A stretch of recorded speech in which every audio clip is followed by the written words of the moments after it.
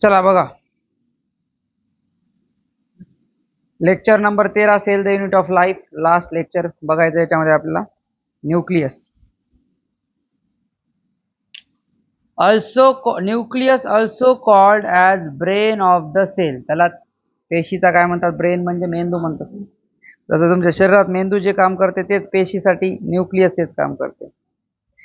Discovered by Robert brown 1831. पाहिलं होतं आपण, रॉबर्ट ब्राउन 1831 मध्ये शोध लावला त्याचा. Usually only one nucleus is seen per cell. Normally एका पेशीमध्ये एकच असते, चालेल, पण काही पेशामध्ये नसतेच आणि काही पेशामध्ये एकापेक्षा जास्ती असते. जसं बघा, नॉर्मली एका माणसाकडे एकच मेंदू असते, पण काही माणसाकडे नसतेच आणि काही लोकांकडे एकापेक्षा जास्त असते.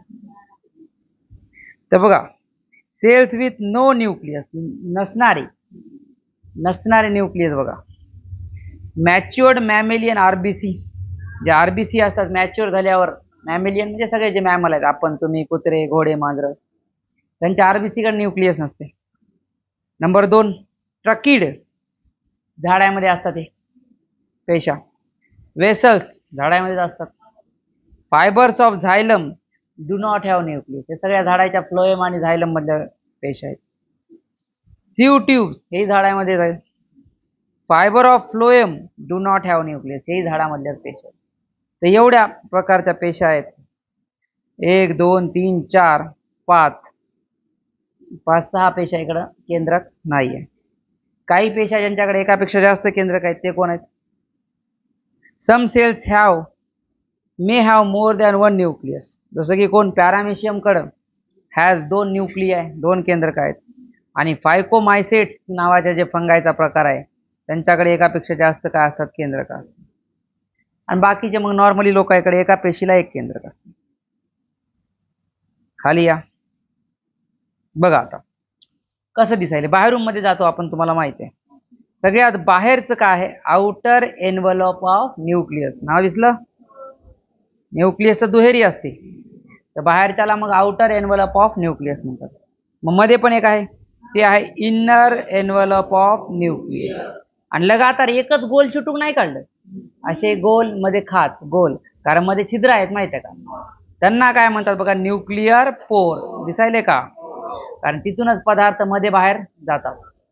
न्यूक्लिअर पोर काय आहे? Due to fusion of inner and outer nuclear membrane. कुठं बनते बघा, ते मधलं जे भिंत आहे आणि आतली, हे मधली आणि आतली जी भिंत आहे त्या दोघी जणी चिटकतात आणि हे असं फ्युजन होते. दिसायले का तिथं बघा? त्यामुळं मग तिथं एक छिद्र राहते. कळायले का? कारण ती भिंत मधली भिंत अशी पुढे कंटिन्यू नाही व्हायली, ही इथं जाऊन हिला भिडायली, आणि इकडली जी भिंत आहे ती याला भिडायली, तर मध्ये एक गॅप राहिलाय, बोळी पडायली. त्यालाच काय म्हणतात? पोर. आणि या 2 मेम्ब्रेनच्या मध्ये जी जागा आहे मध्ये, दिसायची का? त्याला आता तेच म्हणणार इंटर मेम्ब्रेनस स्पेस, आहे की नाही? त्याच्यामध्ये त्याला दुसरं नाव पण एक आहे. त्याला दुसरं नाव आहे पेरी न्यूक्लिअर स्पेस. पेरी म्हणजे पेरिफेरी, म्हणजे साईडला. हे बघा, हे बाकीचं मधलं जे आहे ते मध्ये सेंटरला जागा आहे आणि ती साईडची जागा आहे, म्हणून त्याला कोणती जागा म्हणतात? साईडची जागा. केंद्रकाच्या साईडची जागा म्हणजे पेरी न्यूक्लिअर स्पेस. तिचे साईज किती असते बघा? 10 ते 50 नॅनोमीटर. हे इंटरमेम्ब्रेनस जे स्पेस आहे त्याची जाडी 10 ते 50 नॅनोमीटर. पुढे बघा, आता मध्ये चला, इकडून बघा, वर पांढऱ्या नंबरला काय लिहिले? Nucleoplasm, matrix of nucleus. मध्ये जे द्रव पदार्थ आहे, तसं पेशीमधलं जे द्रव पदार्थ आहे त्याला सायटोप्लाझम, कारण पेशीला सायटो, तसंच केंद्रकाला न्यूक्लिओप्लाझम, केंद्रकातला द्रव. आणि मध्ये एक बघा, आपण शिकलो होतो आधी, केंद्रकाच्या मध्ये एक केंद्रकी पदार्थ असते त्याला न्यूक्लिओलस म्हणतात. दिसायला का इथं मध्ये? न्यूक्लिओलस, ते आहे न्यूक्लिओलस. ते एक असू शकतात किंवा एकापेक्षा जास्तही असू शकतात. बघा दिले 1 or more स्पेरिकल बॉडीज. कशा आहेत? स्पेरिकल म्हणजे गोल. मेम्ब्रेनलेस, त्यांना आपापलं पटल नाही. Continuous with nucleoplasm, continuous with nucleoplasm म्हणजे त्या द्रव्यातच पडलेले आहेत, त्यांना आपापलं मेम्ब्रेन नाही, तर ते अलग नाहीयेत. अलग नाहीत म्हणजे एकच लगातार लाईन. आणि काय बनवतात ते? RNA बनवतात, रायबोसोमल RNA बनवतात, फॅक्टरी म्हणजे बनवतात. आणि मध्ये मेन आपला माल आहे त्याला काय म्हणतात, क्रोमॅटिन. क्रोमॅटिन पासूनच नंतर क्रोमोझोम बनतात. ते धागा जे आहे नंतर ते गुंडाळला की क्रोमोझोम बनतात. Chromatin colour can be added, this can be स्टेन. त्याला क्रोमॅटिन का क्रोमा शब्द काय असते की कलरचे धागे दिसतात, ते एरवी दिसत नाही, ते स्टेनिंग केल्यावरच दिसतात. आणि स्टेनिंग केल्यावर डाग पडते, डाग कलरचा असते, तर त्यांना कलरचे धागे दिसतात म्हणून त्यांना काय म्हणतात, क्रोमॅटिन. बघून घ्या 1 मिनिट, 30 सेकंद बघून घ्या पटकन.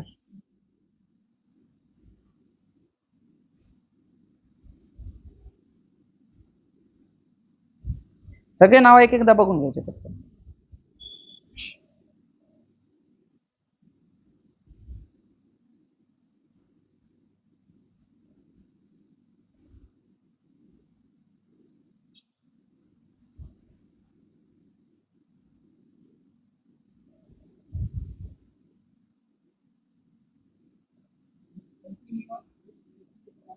कंटिन्युअस विथ न्यूक्लियोप्लाझम म्हणजे डिस्कंटिन्युअस, जसं न्यूक्लिअर मेम्ब्रेन बघा, हे डिस्कंटिन्युअस दिसायले की नाही. मेम्ब्रेन बघा, मध्ये चाललं मध्ये खात आहे, चाललं मध्ये खात आहे, तर ते कंटिन्युअस नाहीये. आता इथं न्यूक्लिओप्लाझम आहे, पेशीद्रव आहे, आणि त्याच्यामध्ये न्यूक्लिओलस पडलेला आहे. त्यांच्या दोघांमध्ये काहीतरी असलं असतं, पटल, काही मेम्ब्रेन, काही शीट, तर ते डिस्कंटिन्युअस झालं असतं. दोघं चिटकूनच आहेत एकदम कंटिन्युअसली. कहाँ से तू खत्म कहाँ मैं शुरू, पता ही नहीं चल रहा. न्यूक्लियोप्लाझम खतम कधी झालं आणि न्यूक्लिओलस चालू कधी झालं, त्याच्यामध्ये काही बॅरियर नाही, कधी काही बाउंड्री नाही, त्याला म्हणतात कंटिन्युअस. थोडक्यात सांगायचं म्हणजे मेम्ब्रेनलेस आहे.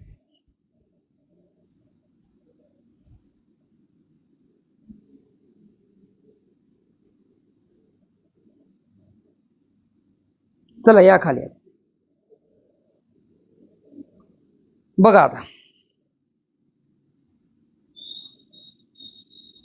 ते खाली आले बघा, पिवळे ऑरेंज कलरचे ठिपके दिसायले. तर if a cell has more numerous and large nucleolus, numerous म्हणजे एकापेक्षा जास्त किंवा मग खूप मोठं न्यूक्लिओलस असेल, देन मग बघा न्यूक्लिओलसचं कामच काय, RNA तयार करणं.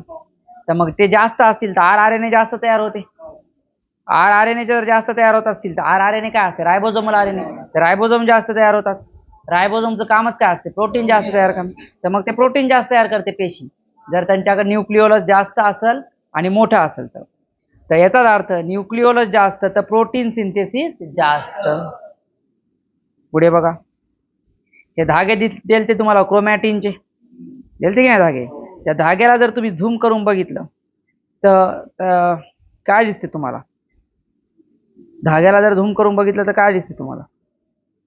डीएनएचे धागे जर झूम करून बघितले तर काय दिसते तुम्हाला, डीएनए दिसते आहे की नाही. आणि डीएनए काय बनवते, डीएनए वरची जी माहिती आहे ती mRNA वर छापली जाते, आणि mRNA बाहेर येतात, आणि बाहेर येऊन रायबोसोम वरून काय मदतीने काय बनवतात, प्रोटीन बनवतात. तर ते अशा प्रकारे काम करतात आहे की नाही. आणि बघा, सेलच्या न्यूक्लियसच्या सोबत कंटिन्युअस जे आउटर मेम्ब्रेन आहे आपण बघितलं होतं की नाही, त्याच्यासोबतच कंटिन्युअसली काय चालू होते, एंडोप्लाझ्मिक रेटिक्युलम. दिसायले का तुम्हाला, एक रायबोसोम, एक RER दिले आणि एक SCR दिले, काय जे एकदमच चिटकून असते केंद्रकाला त्याला म्हणतात रफ एंडोप्लाझ्मिक रेटिक्युलम, जे खाली असते त्याला काय म्हणतात, स्मूथ एंडोप्लाझ्मिक रेटिक्युलम. ठीक आहे. बघा, मध्ये डीएनए आहे, डीएनए mRNA बनवते, mRNA छिद्रातून बाहेर येते आणि बाहेर येऊन काय बनवते, प्रोटीन. एवढं सिंपल काम आहे. छिद्रातून कोण आहे, न्यूक्लिओपोर मधून. बघा, न्यूक्लिअर पोर म्हणजे छिद्र can do transport bidirectionally म्हणजे मधून बाहेर, बाहेरून मध्ये. एक 1 वे असते, एक 2 वे असते. 2 वे म्हणजे इकडून तिकडे जाता येते, तिकडून इकडे येता येते. 1 वे मध्ये एकाच साईडनं जाता येते. तर याच्यात दोन्ही साईडनं म्हणजे काय, mRNA मधून बाहेर येऊ शकतात, आणि बाहेरचा काही माल मध्ये द्यायचा असेल केंद्रकाला तर तेही मध्ये देऊ शकतात, म्हणजे प्रोटीन वगैरे पण मध्ये जाऊ शकतात. जसं की बघा, number 1, mRNA from nucleus to cytoplasm, या ट्रान्सपोर्टला म्हणतात केंद्रकातून बाहेरचं. आणि बाहेरून म्हणजे सायटोप्लाझम मधून केंद्रकात काऊन जातात, protein from cytoplasm to nucleus, काही प्रोटीन फिटीन लागतात, हिस्टोन प्रोटीन वगैरे तुम्हाला माहिती आहे पॅकिंगसाठी, तर वेगळे भरपूर पदार्थ मध्येही लागत असतात, ते बाहेरून मध्ये घेऊन जाता येतात. ते हे कोणत्या मार्गे जातात? न्यूक्लिअर पोअरच्या मार्गे. न्यूक्लिअर पोअरच्या मार्गे जातात. बघ,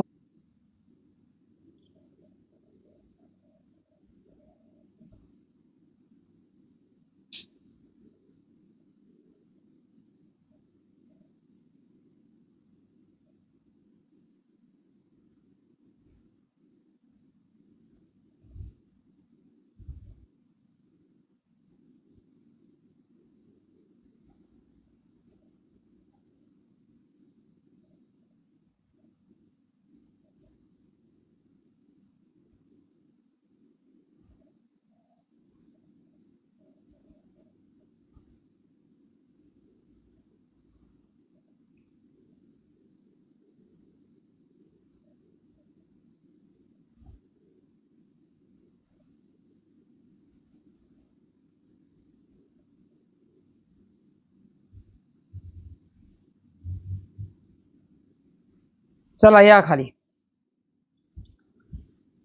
क्रोमॅटिन वर या. आले? बघा, क्रोमॅटिन शिकायचं आता काय असते क्रोमॅटिन. क्रोमॅटिन एक ज्या अवयवाला आपण म्हणालो त्याच्यात कोणाला सगळ्याला मिळून क्रोमॅटिन म्हणतो. कोण कोण येते? डीएनएचा धागा आहे अख्खाच्या अख्खा, कळालं? त्याच्यात आरएनए पण आहे, आणि डीएनएच्या धाग्यावर काही हिस्टोन प्रोटीनही असतात, आणि काही नॉन हिस्टोन क्रोमोझोमल प्रोटीनही असतात, त्यांना एनएचसी प्रोटीन म्हणतात. या सगळ्याला मिळून जे धागा बनते त्याला क्रोमॅटिन म्हणतात, कळालं? या सगळ्याचं मिळून जे बनायले मटेरियल त्याला काय म्हणतात? क्रोमॅटिन. क्रोमॅटिन काय बघितलं? न्यूक्लिओ प्रोटीन स्ट्रक्चर नाव दिले. काय दिले? का न्यूक्लिओ प्रोटीन स्ट्रक्चर नाव दिले? न्यूक्लिओ का? कारण न्यूक्लिक ऍसिड पासून बनलेलं असतं. प्रोटीन का? कारण त्याच्यावर काही प्रोटीनही आहेत. न्यूक्लिक ऍसिड कोणते आहेत? डीएनए आणि आरएनए. आणि प्रोटीन कोणते आहेत? हिस्टोन प्रोटीन आणि non histone chromosomal protein. DNA आणि आरएनए हे दोन्ही ऍसिड आहेत. तर मग हे एवढा पार्ट कोणता झाला? Main part of the chromatin is acidic. कसा पार्ट झाला? ऍसिडिक. कारण जास्तीत जास्त कशापासून बनलेला असते? डीएनएच्या धाग्यापासून, जे की ऍसिड आहे. आणि म्हणून त्याला डाग देताना क्रोमॅटिनला कोणते डाग देतात? बेसिक डाय. आता ते ऍसिड आहे स्वतः, त्याच्यावर डाग कशाचे बसतात? बेसचे डाग बनतात. जे डाय आहे ते स्वतः बेसिक नेचरचा असते, म्हणजे आम्लारी धर्मी असते. कोण लावला शोध क्रोमॅटिनचा? Discovered and named by Flemming नावाच्या माणसाने शोध लावला. आणि इंटरफेस काय? की जेव्हा बघा पेशीचं विभाजन झालं, दोन पेशा बनल्या. आता जेव्हा बनल्या पेशा, आता तिचं विभाजन होईन झाले, जोपर्यंत आता विभाजन होईन झाले तेवढा जे मधला काळ आहे त्याला इंटरफेज, ज्याच्यात ते वाढ वगैरे करून घेते स्वतःची. तर बघा, इन इंटरफेज न्यूक्लियस म्हणजेच कधी? When cell is in non dividing state. जेव्हा डिवाइड करण झाले तेव्हा फक्त बघा, सेल डिव्हिजनच्या वेळेसच क्रोमोझोम दिसतात. जेव्हा डिवाइड करण झालं तेव्हा क्रोमोझोम नाही दिसत. तेव्हा कोण असतात? क्रोमॅटिन असतात. क्रोमोझोम म्हणजे काय? की क्रोमॅटिन खूप मस्त गुंडाळून व्यवस्थित ठेवले की त्याला काय म्हणतात? क्रोमोझोम. आता व्यवस्थित ठेवलेले नसतात, असे पसरलेला असतं सगळा बुचका, तर त्याला काय म्हणतात? क्रोमॅटिन. आणि बुचका कधी दिसते? इंटरफेज मध्ये. क्रोमोझोम कधी दिसतात? सेल डिव्हिजनच्या वेळेस, डिवायडिंग फेज मध्ये. बघा क्रोमोझोम दिसायले. बघा क्रोमोझोम जे आहेत ते बघा, आधी इथं खाली लिहिले डीएनए इन इंटरफेज न्यूक्लियस कसा असते? इलॅबोरेट आणि एक्सटेंडेड. तर इंटरफेज म्हणजे जेव्हा पेशी डिवाइड होईन झाली तर तेव्हा डीएनए जर बघितला तर तुम्हाला तेव्हा क्रोमोझोम नाही दिसत, तेव्हा क्रोमॅटिनचे धागे दिसतात, म्हणजे एक्सटेंडेड पसरलेला असा दिसते. आणि जर तुम्हाला क्रोमोझोम बघायचेच असतील तर कधी दिसते? डीएनए इन डिवायडिंग सेल मध्ये बघा, तिथं कसं असते? DNA packed in the form of chromosome. तर डिवाइड करत असेल पेशी तरच तुम्हाला क्रोमोझोम दिसतात. चला या खाली या. बघा आता क्रोमोझोम. पहिल्यांदा क्रोमोझोम शब्दाचा अर्थ बघा. क्रोमा शब्दाचा अर्थ असते कलर. त्याला स्वतःला कलर नसते, त्याला कलर देता येते. तिथं दिले बघा, can be stained with basic डाय.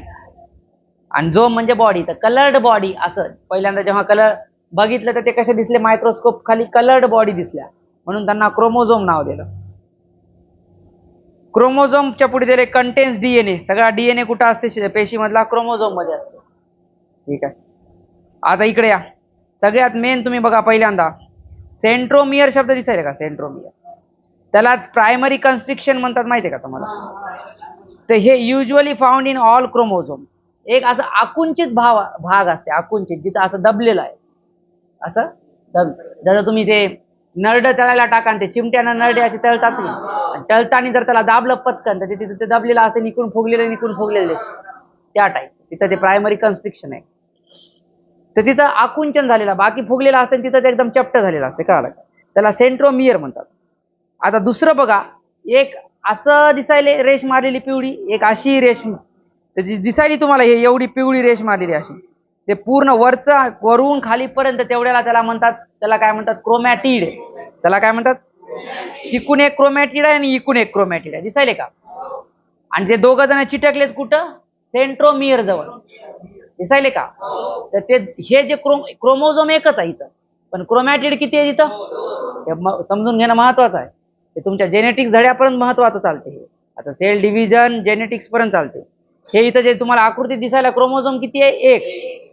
पण तिथं क्रोमॅटिड्स किती आहे? तर दोन.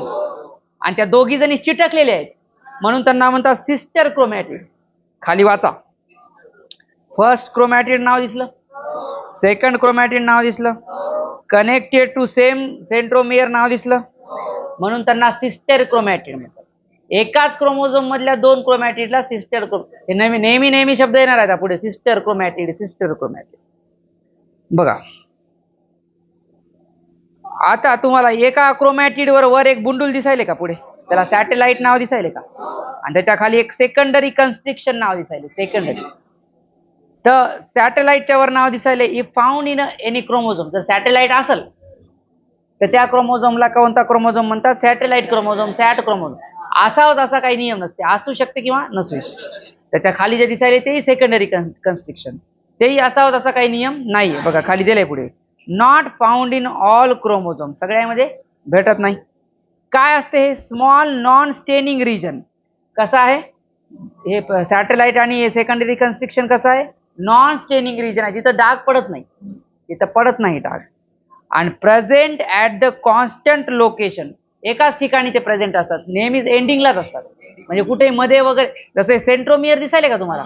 सेंटरला असू शकते, थोडस पुढे वर खाली असू शकते, पण हे सॅटेलाइट नेहमी काठलाच असतात एका. कळलं? पुढे बघा, हे सेंट्रोमियरच्या बाजूला दोन फुगलेले पांढरे पांढरे डाग दिसायलेत का? त्यांना म्हणतात प्रोटिनिशियस डिस्क लाईक स्ट्रक्चर. त्यांना म्हणतात कायनेटोकोर. काय म्हणतात त्यांना? ते नंतर स्पिंडल फायबर येतात आणि त्या कायनेटोकोरला पकडतात आणि असं ते एकमेकांना, सिस्टरला एकमेकांपासून दूर नेतात. ते सेल डिव्हिजन मध्ये तुम्हाला ते तिथं हुक असं अटॅच करायसाठी आहे. तर ते प्रोटिनिशियस डिस्क लाईक स्ट्रक्चर, एकदम प्लेट सारखे स्ट्रक्चर आहेत, प्रोटीन पासून बनलेले आहेत.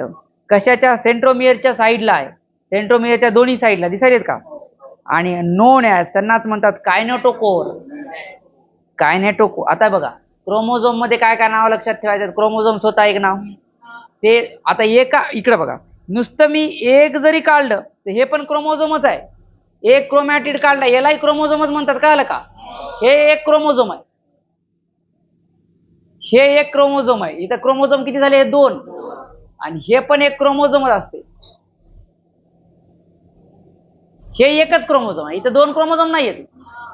याच्यात एक सिस्टर क्रोमॅटिड वाला क्रोमोझोम, एक क्रोमॅटिड वाला क्रोमोझोम, हेही एक क्रोमॅटिड वाला क्रोमोझोम आहे. आणि हे दोन क्रोमॅटिड वाला एकच क्रोमोझोम, हे एकच क्रोमोझोम. इथं जर मी म्हणलं फळ्यावर क्रोमोझोम किती आहे? तर तीनच आहेत. हे एक आहे, हे एक आहे, हे एक आहे. पण क्रोमॅटिड्स किती आहेत म्हणलं ते 1 2 3 4.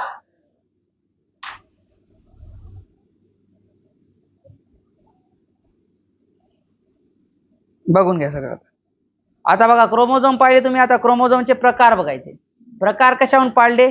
की on the basis of the position of centromere. Centromere म्हणजे प्रायमरी कन्स्ट्रिक्शन कुठं आहे त्याच्या, तुम्हाला लहान 8वी 9वीलाच काहीतरी, त्याच्याहून डिपेंड करते ते. तर बघा सेंट्रोमियर जर सेंटरला असेल तर त्याला कोणतं म्हणतात? Metacentric chromosome. कळलं?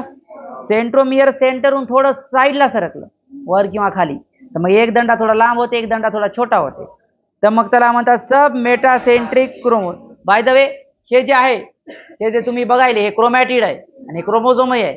तर याला हे इथं जिथं सेंट्रोमियर आहे वर याला म्हणतात एक आर्म आणि याला एक आर्म म्हणतात.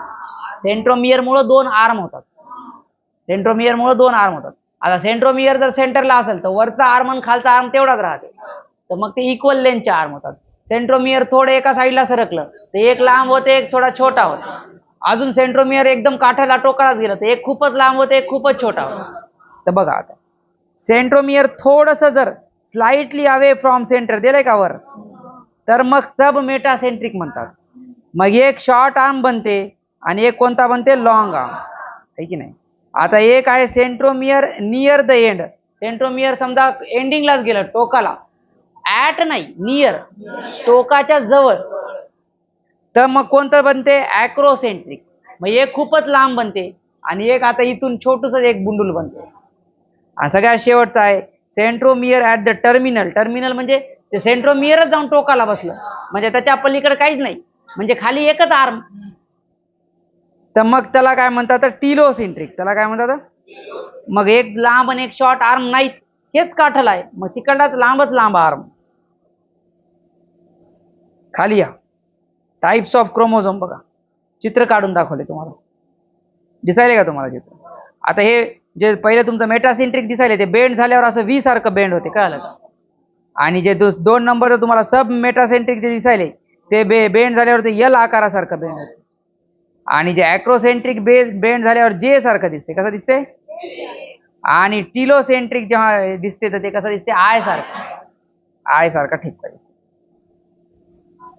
तर ते विचारतात जे शेपड कोणता आहे, आय शेपड, एल शेपड, जोड्या जुळवा फिड्या जुळवा मध्ये तुम्हाला देऊ शकतो.